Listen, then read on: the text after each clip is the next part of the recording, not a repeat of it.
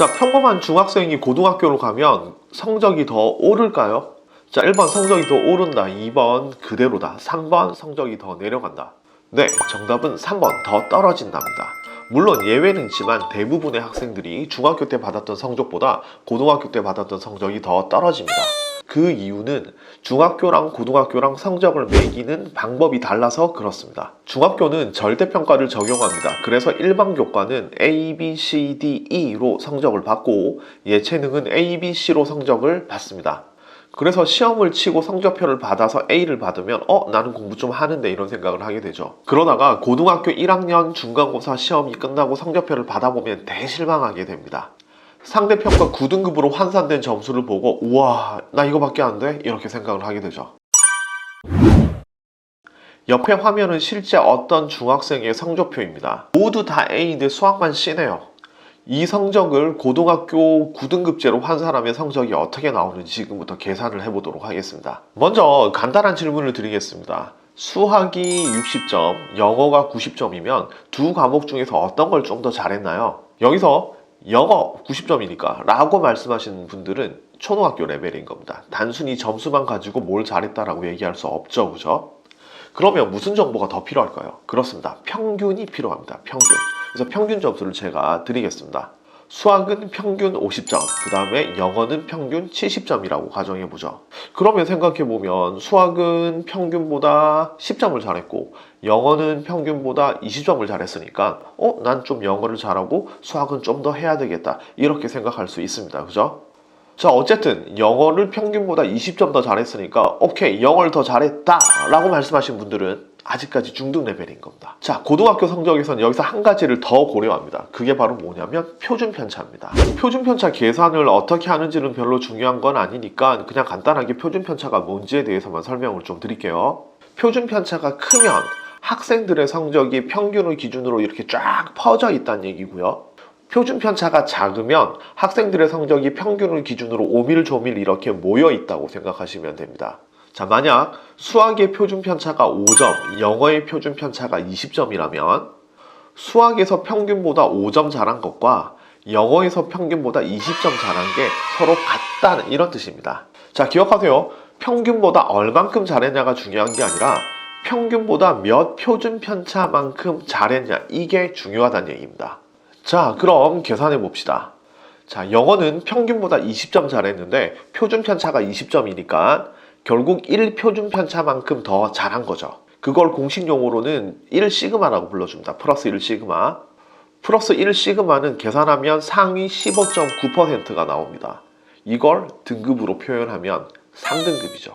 즉, 영어는 평균 70점인 시험에서 난 90점을 받았는데 등급은 3등급밖에 나오지 않는다는 얘기입니다. 자, 수학을 계산해 보면요, 수학은 평균보다 10점 잘했지만 표준편차가 5점이거든요.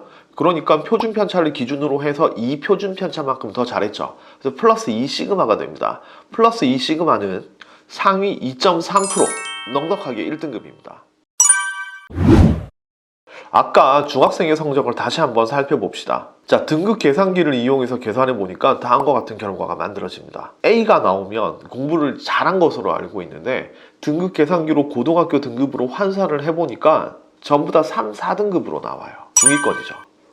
중학교 성적으로 봤을 때 수학 빼고는 다 A이기 때문에 공부를 매우 잘하는 학생으로 여겨졌는데 고등학교 9등급제로 환산을 하니까 3, 4등급 중위권 학생으로 밝혀졌죠. 수학 점수가 78점으로 C가 나와서 되게 큰일 난 줄 알았는데 계산을 해보니까 오히려 상위 22%로 다른 과목보다 더 괜찮다는 결과가 나왔습니다. 내신이 3, 4등급 되라면 교과 전형으로 인서울은 굉장히 어렵습니다. 그러니까 중학교 내내 올 A를 받았는데, 거의 올 A를 받았는데 인서울도 힘들다? 이게 중학교 성적표의 함정입니다.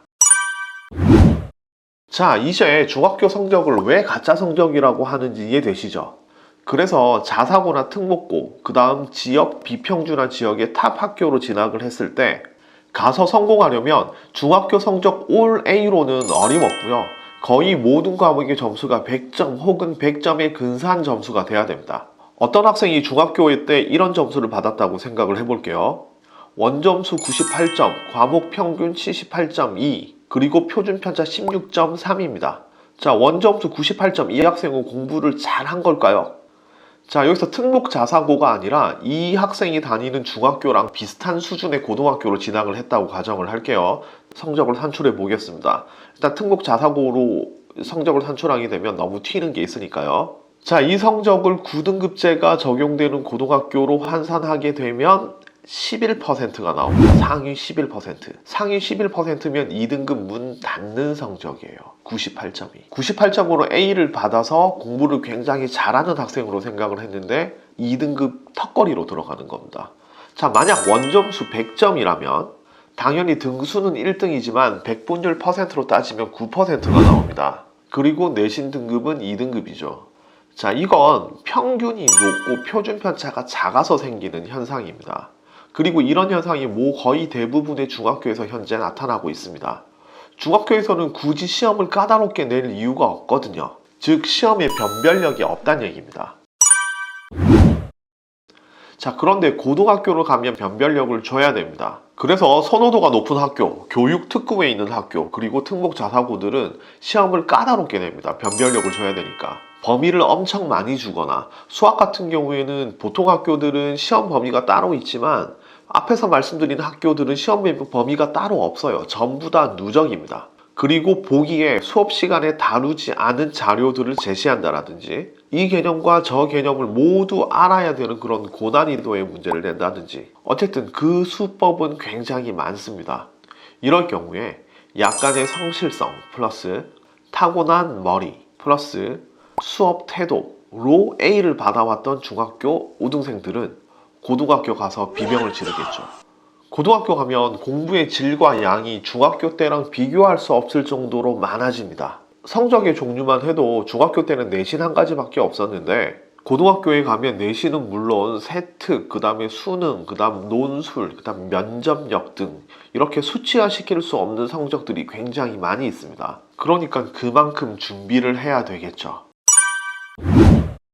자, 오늘은 중학교 성적을 고등학교 성적으로 환산을 하면 어떻게 될까를 설명드리면서 올 A가 결코 공부를 아주 잘하는 건 아니다라는 걸 말씀드렸습니다. 그럼 다음에는 중학교에서 반드시 훈련하고 몸에 착 붙여야 할 것들에 대해서 말씀드리도록 하겠습니다.